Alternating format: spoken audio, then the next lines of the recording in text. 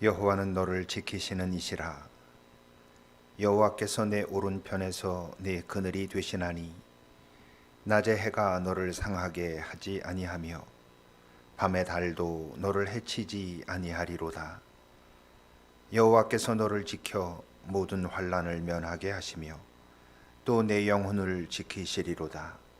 여호와께서 너의 출입을 지금부터 영원까지 지키시리로다. 아멘. 하나님, 우리가 이 혼란한 세상에서 또 한 주간을 살았습니다. 그리고는 하나님을 기억하고 지금 하나님 앞에 예배하고자 우리 모두가 모여 앉았습니다. 흩어져 있지만 같은 마음으로 한 하나님을 바라며 우리가 드리는 예배를 하나님 받으소서. 우리 안에 이 세상의 모든 혼란과 또 그 혼란이 가져오는 두려움, 염려, 그것들로 가득 찬 마음들이 있다면 제하시고 당신께서 함께 하심으로 당신의 평화로 우리를 감싸소서. 하여 하나님을 더 분명하게 보는 시간이 되게 하시고 그 하나님의 위로와 은혜로 우리 안에 당신의 평화가 다시 충만하기를 간절히 바랍니다. 마지막 순간까지 온전히 성령께서 이끌어 주시고 우리가 겸손히 따르겠나이다. 우리 주 예수 그리스도의 이름으로 기도합니다. 아멘. 사도신경으로 우리의 신앙을 함께 고백하겠습니다. 나는 전능하신 아버지 하나님 천지의 창조주를 믿습니다. 나는 그의 유일하신 아들 우리 주 예수 그리스도를 믿습니다. 그는 성령으로 잉태되어 동정녀 마리아에게서 나시고 본디오 빌라도에게 고난을 받아 십자가에 못 박혀 죽으시고 장사된 지 사흘 만에 죽은 자 가운데서 다시 살아나셨으며 하늘에 오르시어 전능하신 아버지 하나님 우편에 앉아 계시다가 거기로부터 살아있는 자와 죽은 자를 심판하러 오십니다. 나는 성령을 믿으며 거룩한 공교회와 성도의 교제와 죄를 용서받는 것과 몸의 부활과 영생을 믿습니다. 아멘. 다시 한번 기도할 땐 지난 한 주간 우리가 살았던 우리의 삶의 현장에서 나의 말과 마음과 선택과 행동들 하나님 앞에 부끄러운 또 하나님을 잊고 지냈던 순간들이 있다면 개인적으로 주 앞에 나아가 기도합시다.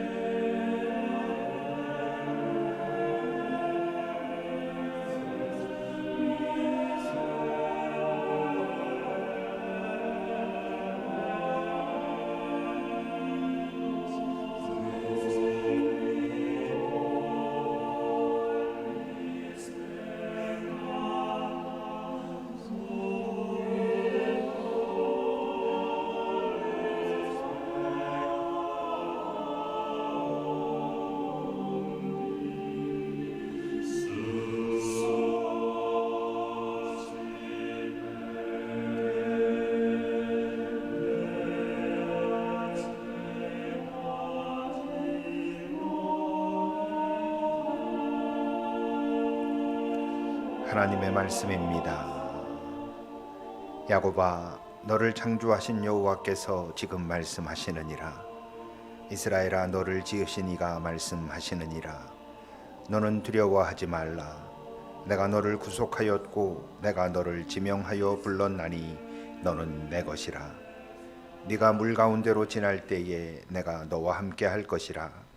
강을 건널 때에 물이 너를 침몰하지 못할 것이며 네가 불 가운데로 지날 때에 타지도 아니할 것이요 불꽃이 너를 사르지도 못하리니 대저 나는 여호와 네 하나님이요 이스라엘의 거룩한 이요 네 구원자임이라. 네가 내 눈에 보배롭고 존귀하며 내가 너를 사랑하였노라. 아멘. 함께 찬송하시겠습니다. 마음속에 근심 있는 사람.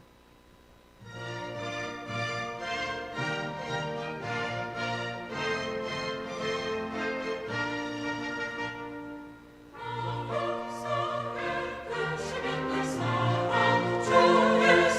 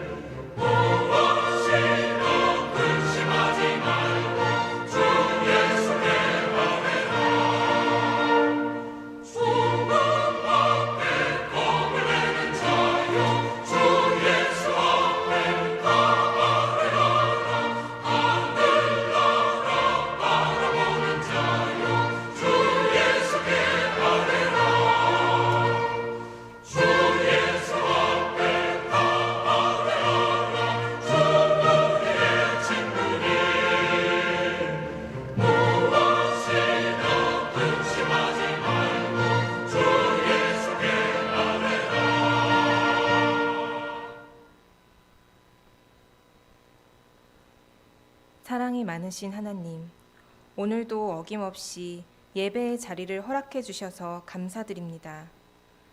코로나19로 인해 함께 모여 예배를 드릴 수 없는 요즘, 어느 때보다도 함께 모이는 기쁨이 얼마나 소중한지 느끼게 됩니다. 우리가 서로의 얼굴을 볼 수는 없지만 영상을 통해 예배 드릴 때 각자의 자리에서 함께 하시는 하나님의 임재하심을 경험하도록 해주세요. 코로나19 바이러스로 인해 많은 성도님들이 일터와 가정에서 어려움을 겪고 계시고 아이들 역시 학교도 가지 못하고 친구들도 만나지 못하는 답답함 속에 있습니다. 이 힘든 시기를 함께 기도함으로 이겨나갈 수 있게 해주세요. 특별히 몸이 약하신 분들, 지병이 있으신 분들을 지켜주시기 원합니다. 또한 이 질병을 막기 위해 고군분투하고 있는 의료인들과 공무원들, 방역 업무 종사자분들을 지켜주시고 맡은 일을 감당할 수 있는 힘과 능력을 더하여 주세요. 또한 우리 한국교회가 이 어려운 시기에 교회가 무엇인지, 예배가 무엇인지, 또한 교회가 해야 할 사역의 방향이 무엇인지 점검하게 하시고 어떠한 상황 속에서도 우리를 인도하시고 지켜주시는 하나님의 능력에 온전히 의지하게 해주세요. 이제 목사님께서 말씀 전하실 때 성령의 능력을 더하시고 듣는 모두에게 필요한 은혜를 더하시기 원합니다. 이 모든 말씀 우리 주 되신 예수 그리스도의 이름으로 기도드렸습니다. 아멘. 이제 주님께서 가르쳐 주신 기도를 한 마음으로 올리겠습니다. 하늘에 계신 우리 아버지, 아버지의 이름을 거룩하게 하시며 아버지의 나라가 오게 하시며 아버지의 뜻이 하늘에서와 같이 땅에서도 이루어지게 하소서. 오늘 우리에게 일용할 양식을 주시고 우리가 우리에게 잘못한 사람을 용서하여 준 것 같이 우리 죄를 용서하여 주시고 우리를 시험에 빠지지 않게 하시고 악에서 구하소서. 나라와 권능과 영광이 영원히 아버지의 것입니다. 아멘.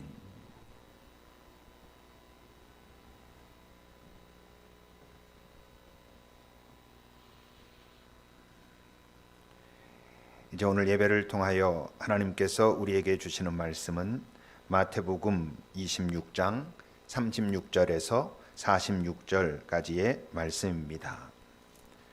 이 살아계신 하나님의 말씀을 이제 우리들이 한 절씩 나누어서 낭독할 때 하나님의 음성을 들으실 수 있기 바랍니다.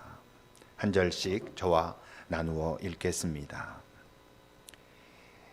이에 예수께서 제자들과 함께 겟세마네라 하는 곳에 이르러 제자들에게 이르시되 내가 저기 가서 기도할 동안에 너희는 여기 앉아 있으라 하시고 베드로와 세베대의 두 아들을 데리고 가실새 고민하고 슬퍼하사 이에 말씀하시되 내 마음이 매우 고민하여 죽게 되었으니 너희는 여기 머물러 나와 함께 깨어 있으라 하시고 조금 나아가사 얼굴을 땅에 대시고 엎드려 기도하여 이르시되 내 아버지여 만일 할만하시거든 이 잔을 내게서 지나가게 하옵소서. 그러나 나의 원대로 마시옵고 아버지의 원대로 하옵소서 하시고 제자들에게 오사 그 자는 것을 보시고 베드로에게 말씀하시되 너희가 나와 함께 1시간도 이렇게 깨어 있을 수 없더냐.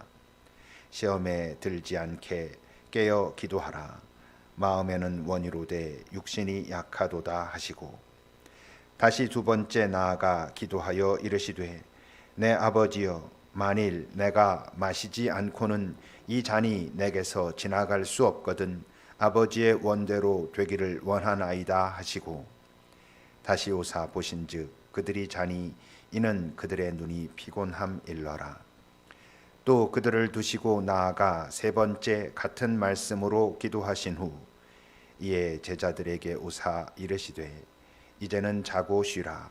보라 때가 가까이 왔으니 인자가 죄인의 손에 팔리느니라. 일어나라 함께 가자. 보라 나를 파는 자가 가까이 왔느니라. 아멘. 기도하겠습니다. 하나님, 오늘도 우리가 흩어져 있지만 한 마음으로 한 하나님을 예배합니다. 우리의 예배를 하나님께서 지키시고 특별히 우리가 말씀을 나눌 때에 지금 이 시대에 우리에게 또는 각자에게 이 공동체에 이 사회에 이 나라에 하시는 그 음성을 우리 모두가 들을 수 있게 하옵소서. 우리가 다 깨어 겸손히 무릎 꿇고 당신의 음성 앞에 서게 하옵소서. 또 예배하며 주 앞에 바치는 우리의 예물이 이 땅 힘들고 아픈 곳에 주의 마음을 담아 잘 사용될 수 있도록 우리가 겸손히 그 모든 것에 참여하게 하옵소서. 우리 주 예수 그리스도의 이름으로 기도합니다. 아멘.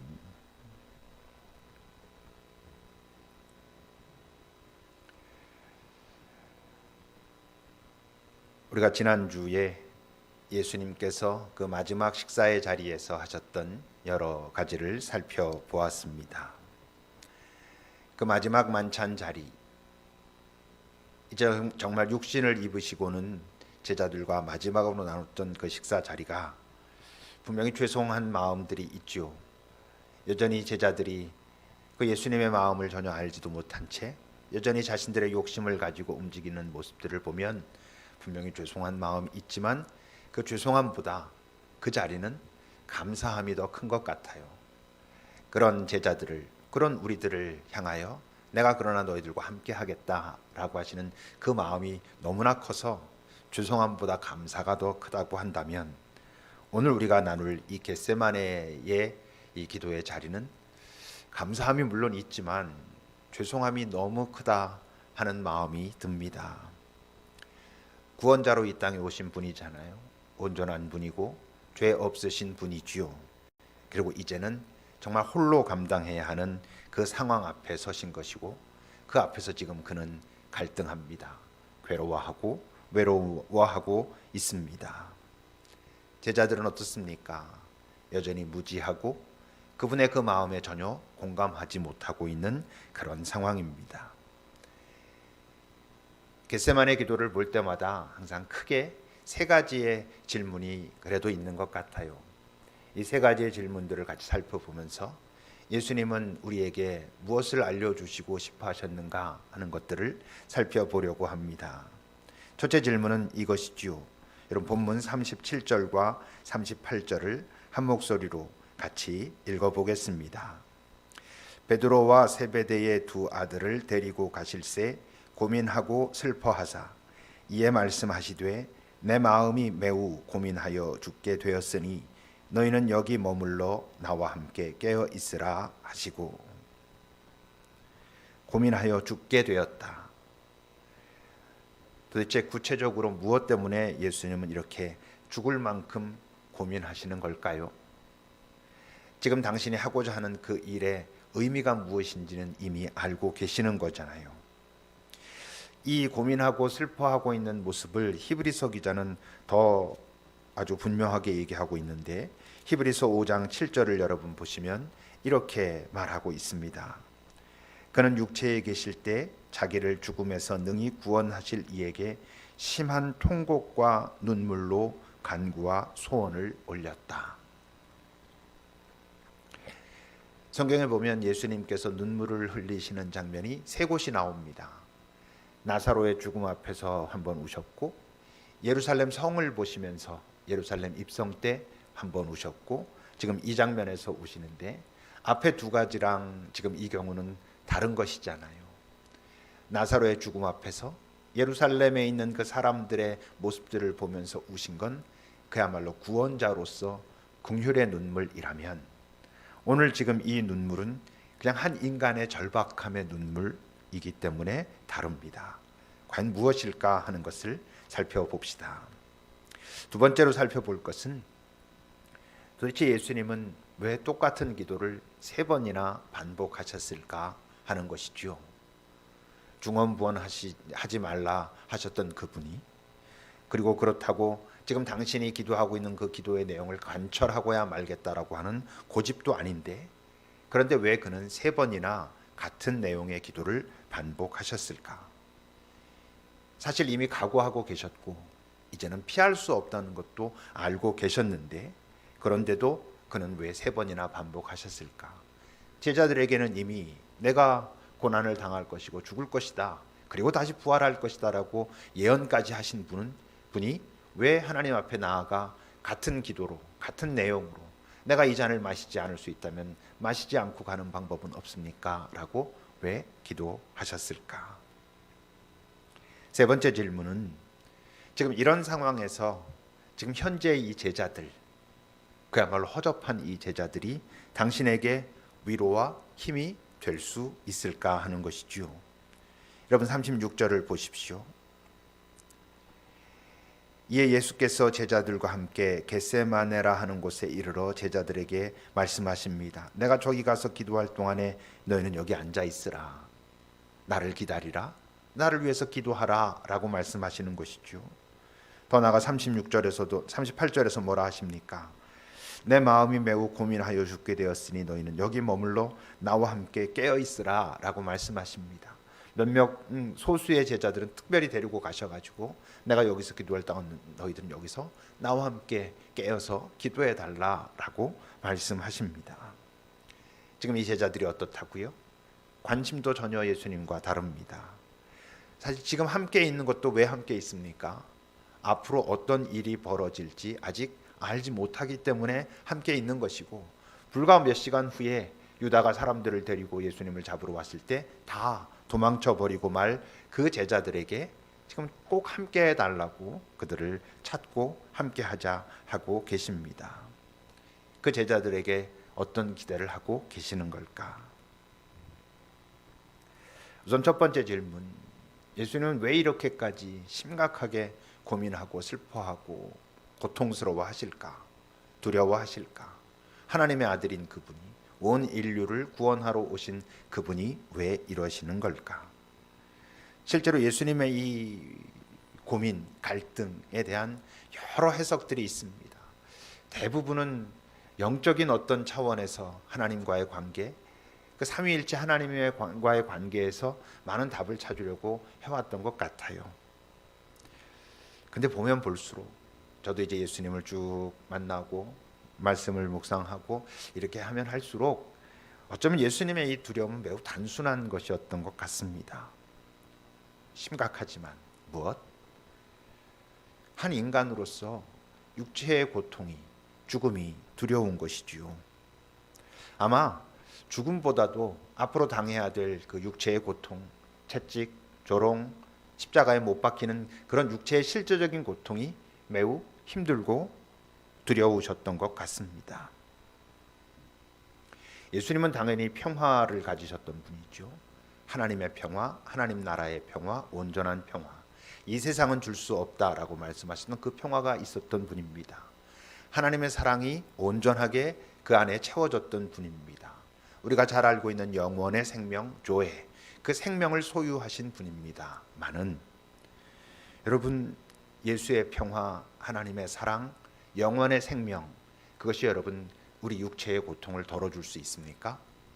없습니다. 여러분, 우리 육체의 고통은 차라리 진통제가, 마취제가 덜어주는 것이지 육체의 고통을 예수의 평화가 어떻게 덜어줍니까? 예수님의 평화, 하나님의 사랑, 영원의 생명, 그 모든 것들은 다 영원한 것입니다. 그런데 여러분, 우리가 유한한 이 땅에 사는 동안 이 땅과 가장 가까이 맞닿아 있는 것은 우리의 육체고, 우리의 육체는 여러분 그 평화가 지켜줄 수가 없어요. 실제적으로 아픔, 어려움, 이런 것들은 그 평화가 지켜주지 못합니다. 그 아픔에도 불구하고 내가 지켜낼 수 있는 평화, 이겨낼 수 있는 나의 어떤 마음, 이런 것들은 우리 안에 있지만 육체가 아픈 건 그건 아픈 것이지요. 고통에는 의미가 있다, 이런 말을 하지요. 어떤 것인지 그 말이 의미하는, 그 말이 말하고자 하는 것이 무엇인지 알지만 실제로 그 말은 참 조심해서 사용해야 될 말입니다. 삶의 고통, 육체의 고통일 수도 있고 실제로 삶의 현장에서 사람들이 겪는 그 고통에다가 거긴 의미가 있어 라고 쉽게 말하면 안 되는 것이죠. 여러분, 고통에만 의미가 있겠습니까? 좋은 일에도 의미가 있고 뭐 즐거운 일에도 의미가 있고 많은 것, 모든 것에는 우리가 의미가 있지요. 고통은 사람을 훼손시킬 수 있습니다. 육체의 고통은. 여러분, 고문, 폭력, 이게 왜 정말 악합니까? 그 육체에 가해지는 고통은 그 인간 본질, 인간의 본질을 하면 그가 추구하는 가치, 그가 믿고 있는 믿음, 신뢰하는 것들, 이런 것들을 흔들어 버릴 수 있기 때문에, 그 인간의 본질을 망가뜨릴 수 있기 때문에 폭력은 악한 것이거든요. 여러분, 그런 고통은 하나님의 나라에는 더 이상 없습니다. 그러니까 우리가 예수를 믿고 이 땅을 산다고 할 때 고통은 피할 수 있으면 피하는 게 좋은 것입니다. 그것은 하나님의 기쁨이 결코 아닌 것이지요. 피할 수 없을 때, 그리고 이것을 통과해야만 할 때 하나님께 은총을 구하면서 하나님 나와 동행하소서라고 하면서 그 아픔을 감수하면서 더 소중한 내 안에 있는 그 가치를 놓치지 않기 위하여 가야 할 때가 있는 것이지만, 고통 자체는 하나님의 기쁨도 하나님의 방법도 아닌 것이지요. 그렇다면 두 번째, 그런 상황인데 왜 예수님은 3번이나 반복해서 기도를 하셔야만 했을까요? 3번의 기도는 제가 묵상할 때마다, 그 자리에 들어가서 볼 때마다 하나님의 침묵 때문이었던 것 같아요. 하나님이 어떤 말씀도 하시지 않는 거예요. 왜? 예수가 바라는 대로 해줄 수 없으니까. 그리고 예수도 알고 있다는 것을 하나님 아버지도 알고 계시니까. 왜? 십자가를 지는 것이 유일한 방법이기 때문에? 아닙니다. 십자가를 지는 것이 구원을 위한 유일한 방법이기 때문에 그 십자가를 피할 수 없는 것이 아니고, 십자가를 지지 않게 할 수 있는 그것은 하나님의 권한 받기기 때문에 그렇습니다. 십자가는 하나님의 계획입니까? 여러분들은 어떻게 생각하십니까? 우리가 언뜻 그 십자가에 대한 강조를 참 많이 합니다만, 여러분, 십자가는 하나님의 계획이 아닙니다. 십자가는 이 세상, 악이 주도하고 있는 세상의 계획이고 그들이 실행한 것이고 주도한 것이지, 하나님은 십자가를 원하시지 않았습니다. 하나님의 계획은 인류의 구원이지 십자가는 하나님의 계획이 결코 아닙니다. 하나님의 계획이 아니지만 이 세상이 결코 포기하지 않고 그것을 가지고 덤벼들었을 때 예수께서 기꺼이 감수하시게 된 것이지요. 그러나 역설적으로 그 십자가를 지심으로 그의 사랑을 우리에게 보여주신 것이고, 예수 안에 있는 영원의 생명이 드러나게 되긴 했지만 십자가 자체가 하나님의 방법은, 하나님께서 원래부터 그렇게 하고자 작정하신, 계획하신, 그래서 하나님이 주도하신 그런 것은 아닙니다. 십자가를 자꾸 하나님의 계획이라고 얘기하고 싶어 하니까 유다도 마치 하나님의 그 구원의 계획에 동참한 것 같은 그런 느낌이 우리에게 들 때가 있는 것이죠. 여러분, 십자가는 악한 것입니다. 십자가에 달린 예수가 선한 것이죠. 십자가에 달린 예수가 선으로 악인 십자가를 이긴 것이지, 십자가 자체가 선하거나 십자가가 우리에게 구원을 가져다 주는 것이 여러분 결코 아닌 것을 분명히 아셔야 합니다. 십자가의 은혜라고 말할 때도 마찬가지입니다. 십자가의 은혜란 십자가에 달린 그 예수로부터 나온 은혜를 말하는 것이지, 그 나무 십자가 자체가 은혜가 있다는 것은 결코 아닌 것을 기억하셔야 합니다. 하나님은 왜 그 십자가를 거두어 드릴, 그 십자가의 방가 하나님의 방식이 아니라면, 하나님의 계획이 아니라면 그것을 왜 없애버리시지 못했을까? 그 하나님의 무력함은 도대체 무엇일까? 그 하나님의 무력함은요, 여러분, 예수님께서 십자가에 달리셨을 때 많은 사람들이 예수를 바라보면서 네가 구원자라며, 네가 모든 자들을 구원할 수 있다며, 그렇다면 그 십자가에서 내려와봐 라고 조롱했지만 예수님은 내려오시지 않으셨죠. 내려오실 수 없었죠. 그 힘을 보일 수는 없었다는 것입니다. 왜? 그 힘은 이 세상이 추구하는 힘이기 때문에 그렇습니다. 너희보다 내 힘이 더 강해 라는 방식으로 하실 수 없었다는 것이죠. 하나님의 방식이 아니기 때문에 그렇습니다. 예수님을 잡으러 유다가 사람들을 데리고 왔을 때 아직 뭔가 하나님, 예수께서 뭔가를 하실 거야 라고 믿고 있던 베드로가 어떻게 하지요? 칼을 뽑아가지고 그 같이 왔던 사람들 중에 한 명인 대제사장의 그 종, 그의 귀를 잘라냅니다. 그때 예수님이 뭐라 하셨습니까? 그 칼을 거둬라. 내가 하고자만 하면, 아버지께 부탁해서 하고자만 하면 12군단도 더 되는 천사들을 보낼 만한 그런 능력이 없겠느냐. 근데 그러지 하지 말라 하십니다. 왜? 그것은 하나님의 방식이 아니야. 하나님께서 지금 하고자 하는 방식은 이 세상이 가지고 있는 그 힘보다 조금 더 강한 힘으로 내가 너희들보다 강해 라는 것을 보여주시고자 하심이 아니야. 이 세상이 사용하고 있는 그 악의 질서가 아니라 선의 질서로 악을 이기는 것을 보여주시고자 함이야 라고 말씀하셨던 것이죠. 그럼 뭐 또 생각해 보면, 그렇다면 결국 예수님이 3번이나 나가서 그렇게 기도한 것은 헛수고를 한 것일까? 당연히 그렇지 않지요. 그 3번의 기도를 통해서 어떤 일이 벌어졌겠습니까? 그 침묵 속에 네가 지금 원하는 것을 내가 해줄 수 없어 라는 것을 결국 예수님도 다 알고 계시고, 그러니까 뭐 내 뜻대로 아니라 아버지 뜻대로 해야 된다는 것을 압니다. 그렇게 되기를 내가 바랍니다 라고 말씀하신 것이죠. 그런 말씀을 하실 수 있었던 그 안에서 오갔던 소통은 뭐겠습니까? 아버지의 위로, 그 위로 이전에 아버지께서 그 아들의 고난과 고통과 두려움에 동참하시는 그 하나됨, 그런 시간들을 통하여 회복된 그의 평화, 그 회복된 평화를 통하여 다시 갖게 된 용기. 예수님께서 이 겟세마네 동산에서 하나님과의 그 갈등을 가지고 하나님 앞에 마음을 다 토로하시고 난 후에 예수님은 또 다시 이전에 담담하고 평화로운 예수님으로 변하는 것을 우리가 볼 수 있지요. 그렇다면 지금 그런 절박한 상황에서 아까 말한 것처럼 이 지금 아무것도 모르고 언제든지 도망갈 준비가 되어 있는 이 제자들은 도대체 어떤 힘이 되길래 예수님은 그들에게 나와 함께 있어 달라고 말씀하시는 걸까요? 여러분, 사람들이 정말 절박한 순간, 정말 마지막 순간, 그 순간에 함께 하고 싶은 사람이 어떤 사람일 것 같습니까? 나를 사랑하는 사람과 함께 하고 싶지요. 나를 사랑하는 사람들과 함께 하면서 그들이 나를 위로하고 돕고 이러는 것을 경험하고 싶어 할 것입니다. 그래서 고마워하고 감사하고 힘을 얻고. 그런데 여러분, 정말 마지막 순간이 되면, 정말 절박한 끝 순간이 되면 나를 사랑하는 사람보다 더 함께 하고 싶은 사람이 있는 게 누구냐면 내가 사랑하는 사람입니다. 그가 나를 내가 사랑하는 것만큼 사랑하지 않아도, 그는 아직 나의 사랑을 다 알지 못해도 정말 마지막 순간에 꼭 같이 있고 싶은 사람은 내가 너무나 깊이 사랑하는 바로 그 사람이라고 하는 거지요.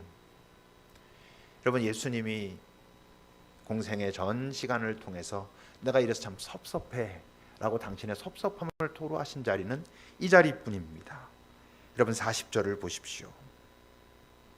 제자들에게 왔을 때 그들은 자고 있었습니다. 육체가 피곤해서 그랬겠죠. 정말 예수님이 저러고 있는데 나는 아무 상관없어 이런 건 아니었겠지만 그들은 그만큼 절박할 수 없었던 것이죠. 그때 그 예수님이 말씀하십니다. 너희가 정말 나와 함께 1시간도 깨어 있어 줄 수 없느냐. 정말 나를 위해서 너희들이 그 1시간도 내어서 1시간을 내어 가지고 나랑 그렇게 함께 있을 수 없더냐라고 섭섭하다고 말씀하시는 거잖아요. 여러분, 사랑하면 내가 사랑하는 사람에게 사랑받고 싶은 것입니다. 사랑을 원합니다. 강요하지 않지만 내 힘으로 나를 사랑할 수밖에 없게 만드는 것은 사랑이 아니라 했잖아요. 강요하지 않지만, 억지로 하진 않지만 내 마음속엔 내가 정말 사랑하는 사람에게 사랑받고 싶은 마음이 당연히 있는 것이고, 오늘 예수님은 좀 섭섭하다라고 당신의 마음을 표현하시죠. 네, 물론 어떻습니까? 훗날 예수님은 더 이상 섭섭하지 않습니다. 오히려 어떻게 됩니까? 지금 이 겟세마네에서 그 힘들어하고 아파하고 있는 자기 자신을 보셨던 하나님의 마음으로 제자들을 보게 되지요. 훗날 제자들은 어떻게 됩니까? 이젠 정말 자기네들도 진심으로 자기의 선생, 자기의 구주이신 예수님을 사랑하게 되었고, 그를 위한 삶을 살다가 삶의 절박한 순간, 어려운 순간이 올 때마다 지금 예수님이 아버지 하나님을 찾는 마음으로 그 예수님을 찾았고, 예수님은 어떻게 지금 아버지께서 자기와 함께 하시는 그것과 같은 마음으로 당신의 제자들과 함께 하셨지요. 근데 여러분, 어쩌면 우리 예수님이 하나님을 오늘 이렇게 찾아가지 않고 목사를 찾아갔다면 꾸중을 들었을지도 모릅니다. 왜 꾸중을 들으셨겠어요? 믿음이 부족하다고. 하나님을 위해서 하는 일이고 정말 그 구원의 사역을 위해서 하는 일인데 네가 좀 그렇게 힘들고 어려운 건 알겠는데 그래, 한 번은 내가 들어주겠다. 근데 뭐 3번이나 와가지고 네 사명을 알고 그동안 그 사랑을 그렇게 많이 받았고 사랑을 많이 얘기해 왔으면서 3번이나 와가지고 그러고 있냐라고 여러분 오히려 꾸중을 들었을지도 모릅니다. 여러분, 예수님이 가진 그 믿음의 정도가 얼만큼 정도 될 거라고 여러분들은 생각하십니까? 예수님은요, 믿음이 없습니다. 그분에겐 믿음이란 건 없고 그냥 그분에겐 상식만 있는 것입니다. 당연한 것들만 있는 것이죠. 어떤 상식? 하나님 나라의 상식. 하나님 나라에서 당연한 그것을 가지고 그분은 이 땅에 오셨고, 이 세상은 다른 상식을 가지고 있지만 이 땅을 그냥 하나님 나라의 상식으로 사신 것입니다. 무엇을 믿기 때문이 아닙니다. 여러분, 믿는 건 약한 사람들이 하는 것입니다. 잘 모르는 사람들이 하는 것입니다. 그러니까 믿겠다라고 고집하는 것이지요. 예수님은 믿음이 있는 분이 아니고 그냥 상식, 당연함이 있는 것입니다. 하나님 나라 자체이신 분이니까 그 나라를 그냥 사신 것입니다. 오늘 겟세마네 동산에서 보이고 있는 이 모습은 하나님 나라의 당연한 모습이라고 그러니까 우리는 생각할 수 있고, 그러므로 우리가 이 땅에서 여러 고난의 자리에 있을 때마다 겟세마네 자리에서 예수님께서 보이셨던 그 모습을 잘 묵상하고 우리도 이와 같이 따라서 하는 것이 하나님께서 바로 그래, 그게 지금 너랑 나랑 가장 잘 소통할 수 있는 방법이야 라고 말씀하신다는 것을 기억해야 되고, 그런 점에서 이 겟세마네의 기도는 예수님께서 어쩌면 우리에게 이 고난을 피할 수 없는 세상을 살아가는 우리들에게 주신 하나의 소중한 모델, 선물이라고 말할 수도 있습니다. 물론 우리는 어때요? 우린 믿음이 필요하지요. 왜? 우리는 두 나라에 살잖아요. 우린 두 나라의 상식이 존재하는 사람들이잖아요. 예수 믿었으니까 하나님 나라의 상식이 어떤 거다라는 것도 알긴 알지만 이 땅에 익숙한 상식들에 우린 또 익숙한 그런 사람들이니까 우린 믿음이 필요하다고요. 그 믿음이 언제 필요한 것입니까?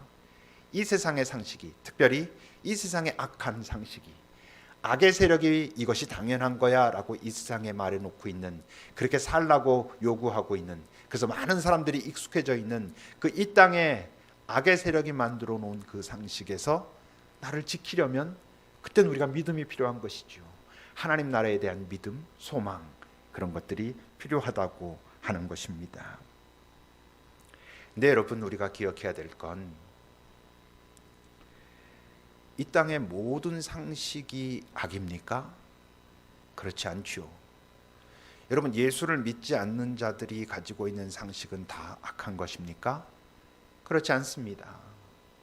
예수를 믿지 않고 예수가 누군지도 제대로 알지 못하고 성경에 기록되어 있는 하나님의 마음, 하나님의 생각이 무엇인지 전혀 알지 못하는 사람들 중에서도 하나님의 상식을 살아가고 있는 사람들이 있다는 것을 여러분, 우리는 기억해야 됩니다.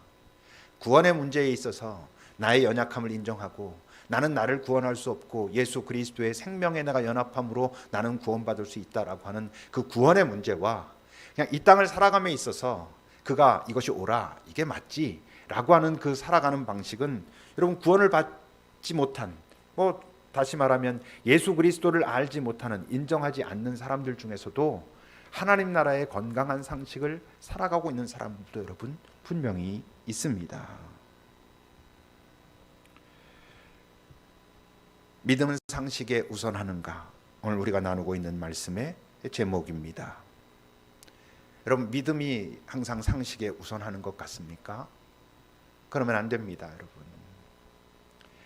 그 상식이 악한 세상이 만들어 놓은, 이 세상을 악으로 이끌어가고 있는 자들이 만들어 놓은 그 상식이라면 우리가 믿음으로 그것을 극복하고 이겨내고 그렇게 걸어가야 하는 것이 맞지만, 그때는 믿음이 그 상식에 우선하여야 하는 것이지만, 여러분, 이 땅의 건강한 상식 앞에서는 믿음이 별로 필요 없는 것입니다. 그 상식대로 살면 되는 것이죠.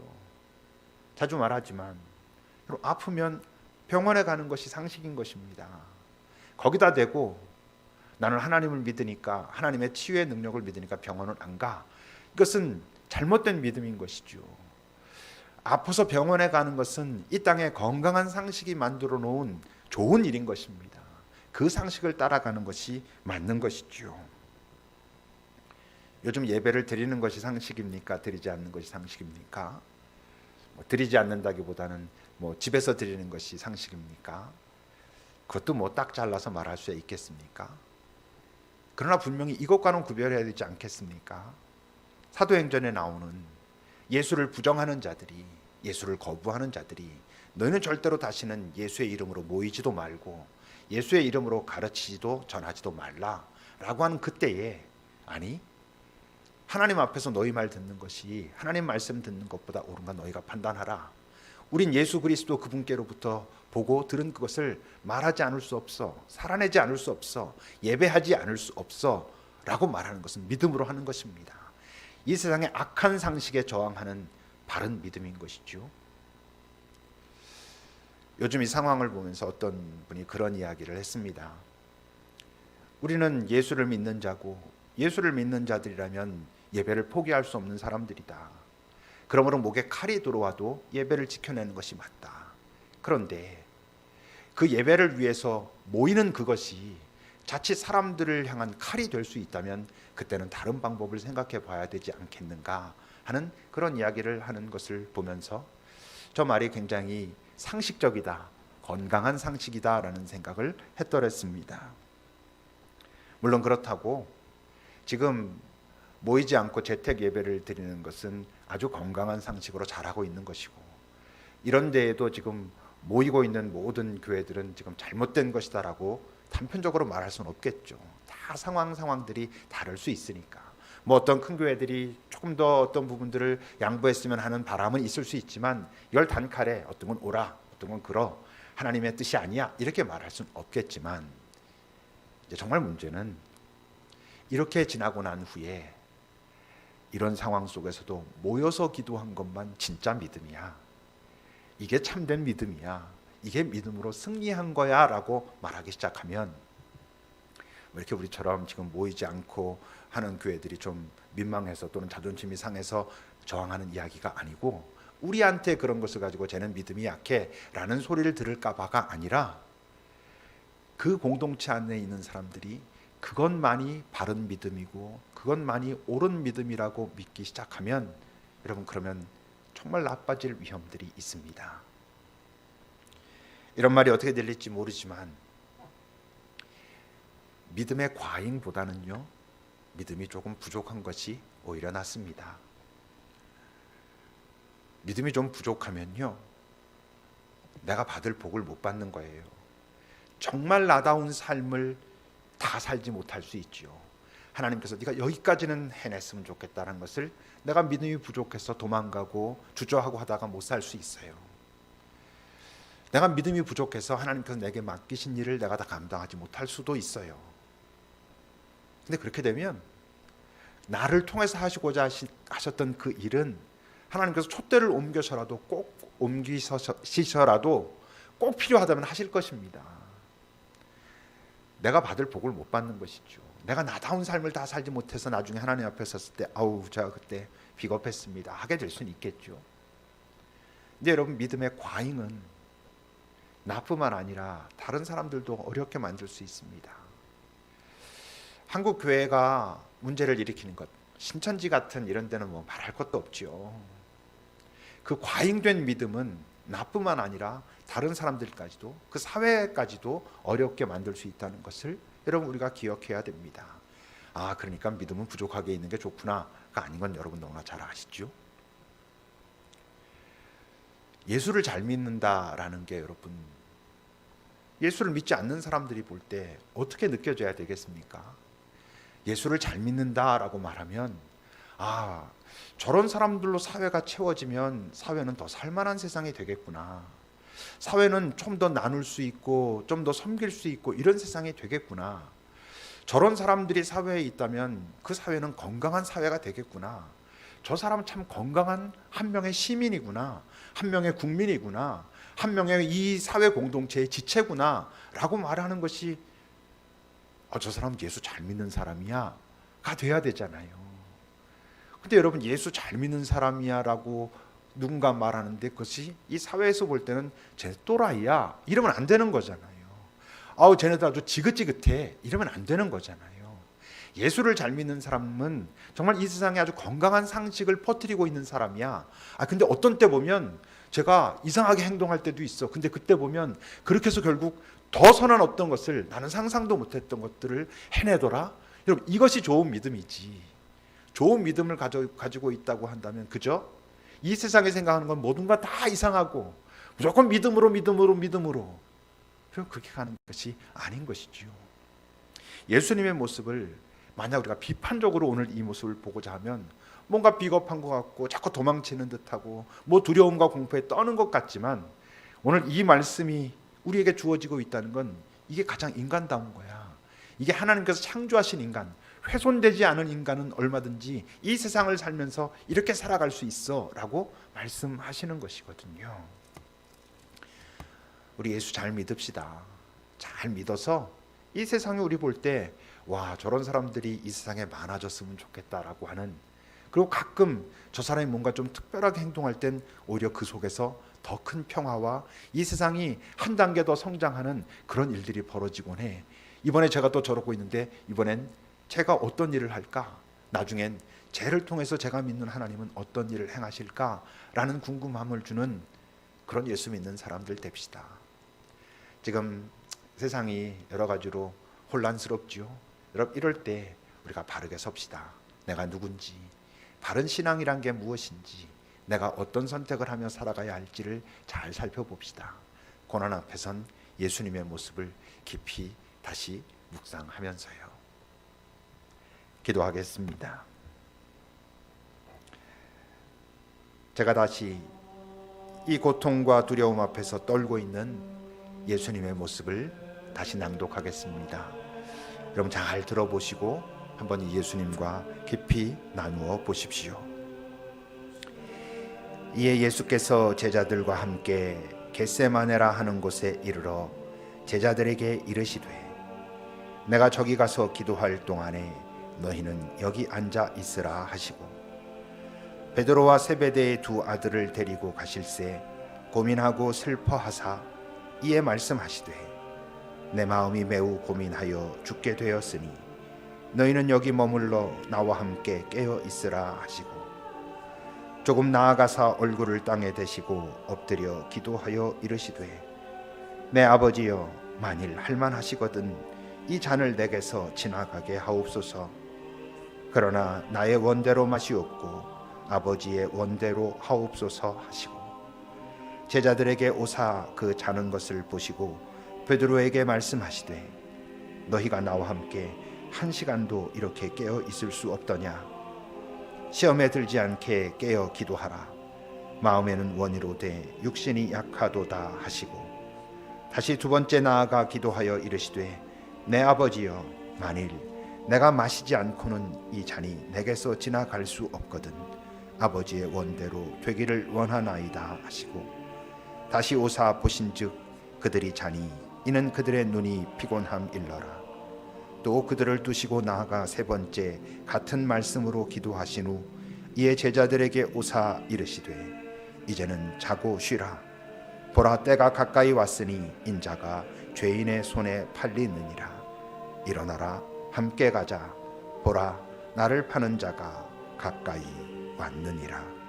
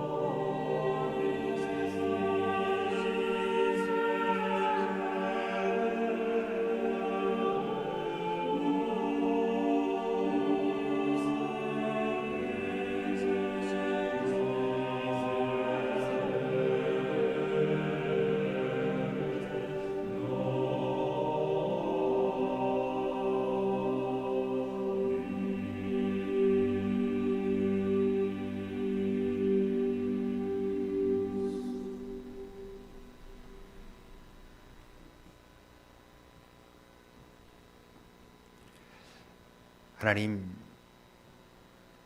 또 하나님이 간절해지고 또 우리 인간의 연약함이 분명해지는 그런 시간들입니다.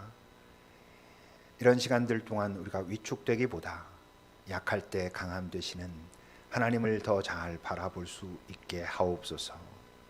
각자 삶의 자리에서 더 정신 바짝 차리고 우리가 우리의 그 감정에 휘둘리지 아니할 수 있도록 감정을 잘 살피고 그 감정을 일으키는 뿌리 속으로 내려가 그곳에 계신 주님과 잘 소통하는 우리들이 될 수 있기를 바랍니다.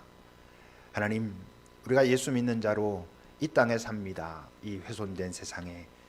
그런데 우리가 예수 믿는 자로 이 훼손된 세상에 살고 있기 때문에 바른 세상이 무엇인지 더 잘 보여주는 우리들이 되게 하옵소서. 우리가 당연하다고 여기는 그것이 이 세상이 보고 놀라고 저렇게 된다면 다 좋겠구나라고 사람들이 기대할 수 있는 그런 삶을 우리가 살아낼 수 있도록 주님 우리를 이끌어 주옵소서. 흩어져 있는 우리 각각 그 모든 지체들, 그 상황, 그 마음 그 모든 것을 주님 지키시고 함께 하심으로 정말 쉽게 경험할 수 없는 이 시기에 더 깊은 하나님의 은혜를 경험하였노라고 다 고백하는 그런 시간들이 되게 인도하옵소서. 예수님의 이름으로 기도합니다. 아멘. 찬송하시겠습니다. 오 신실하신 주입니다.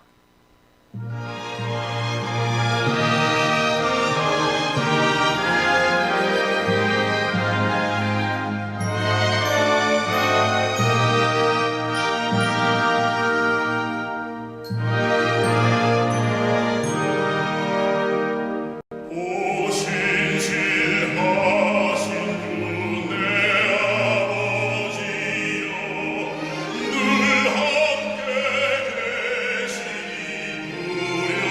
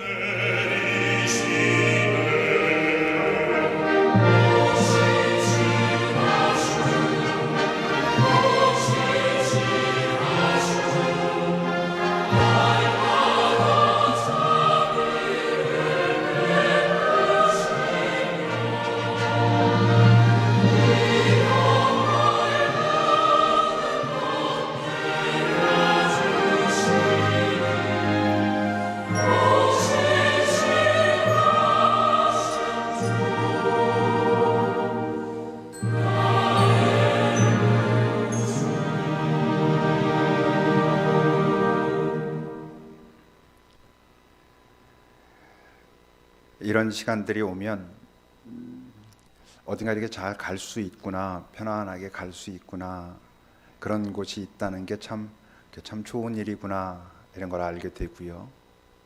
하나 더 알게 되는 건 그냥 일상적일 때, 별일 없을 땐 거길 꼭 가야만 된다는 게 때론 되게 힘들고 어렵고 싫고 그랬는데, 꼭 가야 하는 장소가 있는 것도 참 좋은 거구나, 그것도 참 귀하구나, 이런 경험들을 하게 되는 듯합니다.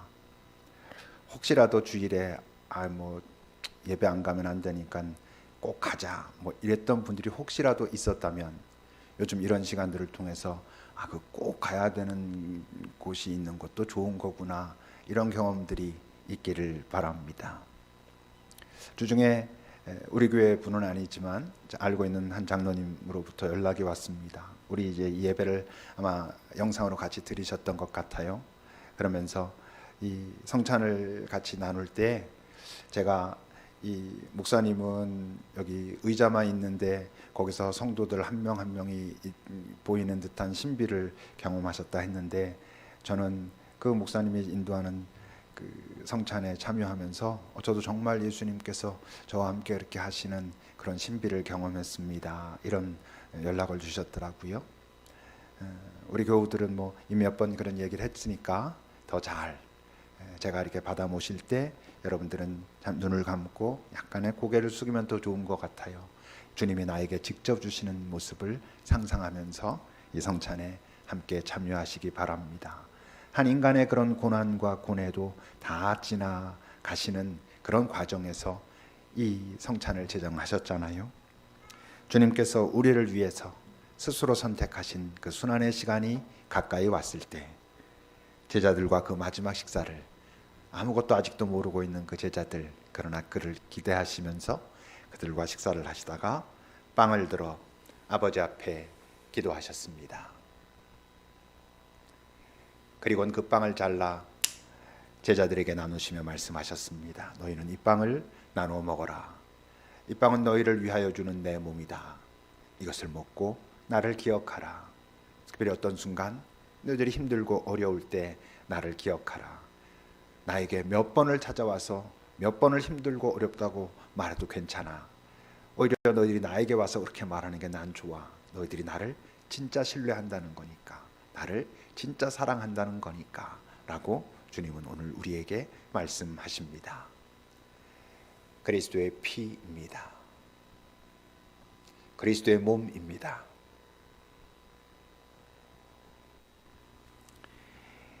이제 저는 여기서, 여러분들은 마음속으로 그리스도의 몸에 참여하시겠습니다.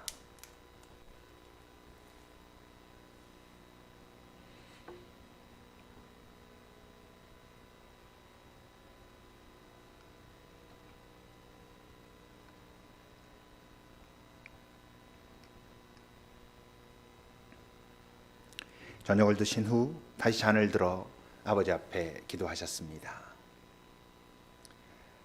그리고는 그 잔을 나누시며 말씀하셨습니다. 너희는 이 잔을 받아 마셔라. 이 잔은 너희의 죄를 없이 하려고 흘리는 나의 피다. 생명의 피요 새 언약의 피다. 이것을 마시고 나를 기억하라 하셨습니다. 그리스도의 생명의 피, 우리를 향한 사랑의 피입니다.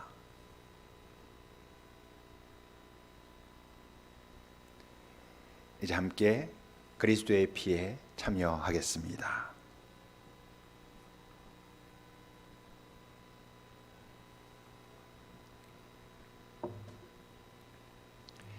이 시간 주님의 마음을 품고 함께 기도합시다. 먼저 여러분들이 지금 이 시기를 지나면서 마음속에 어려움과 힘듦이 있다면, 그것이 어떤 문제건, 육체의 문제건, 재정의 문제건, 관계의 문제건, 어떤 상황이든 주님 앞에 있는 그대로 고백하는 시간을 가집시다. 또 우리의 기도가 필요한 주변에 있는 사람들, 그리고 지금 이 상황이 잘 지나갈 수 있기를 정말 하나님께 간절한 마음으로 우리 이 시간 기도합시다.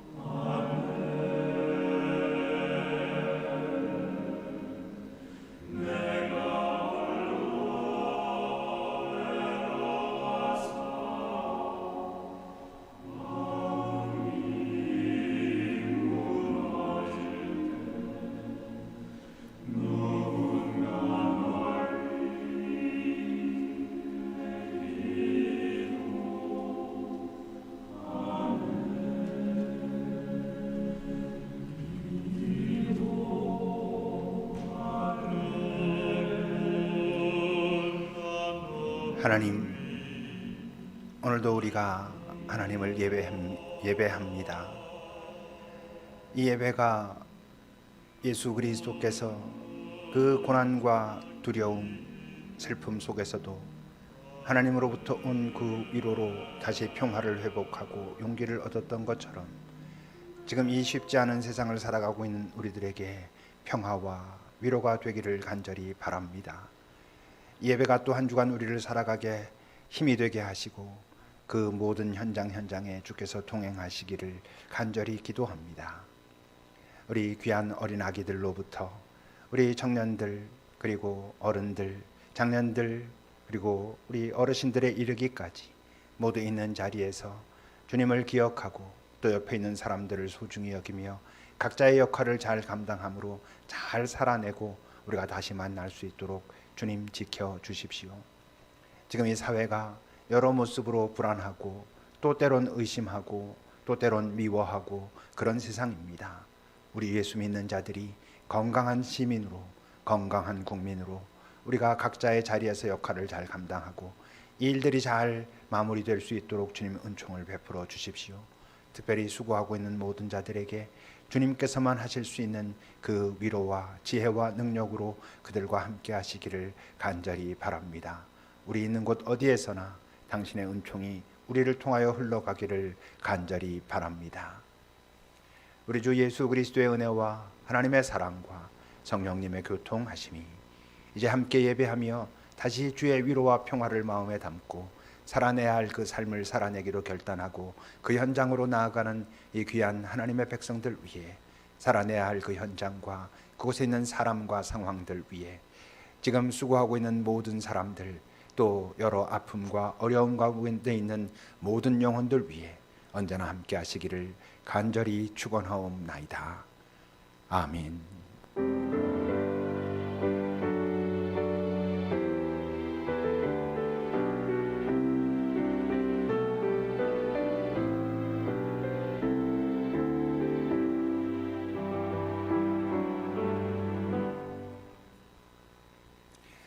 네, 예배를 마쳤습니다.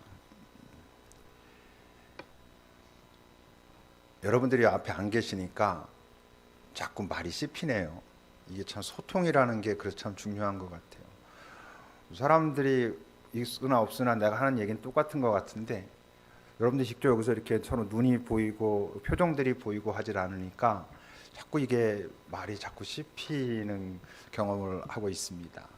빨리 여러분들 이 자리로 돌아오실 수 있기를 바랍니다. 이번 주간에도 생일 맞은 사람들이 있습니다. 우리 청년 2부의 정원문 형제가 11일이 생일이고 우리 장년부의 현명숙 권사님이 12일이 생일이십니다. 우리 청년 플러스의 두 사람이 있는데 2 플러스 지상익 형제가 13일, 조충민 형제가 14일이네요. 여기 나와 있는 거리 4명의 지금 생일 맞은 자들이 있는데 여러분들 지난주와 마찬가지로 서로 카톡방에서 서로 평화를 나누고 인사를 나눌 때 우리 정원문, 현명숙, 지상익, 조충민 특별히 기억하고 이들을 더 잘 축복해 주시기 바랍니다. 소비 생활은 어떻게 하고 계시는지요? 여러 가지 어렵긴 하지만 그래도 여러분 소비 생활도 너무 끊어버리면 안 되는 거 아시죠? 지역 경제도 우리가 또 책임져야 되는 사람들이니까 음식도 좀 시켜 드시기도 하시고 포장도 해오고 정말 깨끗한 곳이 있다면 뭐 가서 먹기도 하고 뭐 이렇게 하기도 하고 다른 여러 뭐 물건들이나 이런 부분들도 좀 이렇게 하셔야 될 겁니다. 지금은 워낙 이 코로나 바이러스 자체가 지금 이렇게 우리에게 이슈니까 그렇지만 지금 이런 상황들을 통해서 여러 가지로 막 그 어려운 일들이 있잖아요. 아시아나항공 우리 임영상 백지에 있는 거기는 일본 노선은 완전히 끊긴다는 것 같은데 어떻게 잘 살아 있는가 모르겠습니다. 잘들 지내시고요. 그리고 서로 이렇게 좀 소통도 좀 하시고 가끔씩 저한테도 이렇게 목사님 평안하시죠 이렇게 보내시면 저도 참 좋을 것 같다는 생각이 들기도 합니다. 우리 또 이제 인사하겠습니다. 여러분 한 주간 잘 지내시기를 바랍니다. 안녕.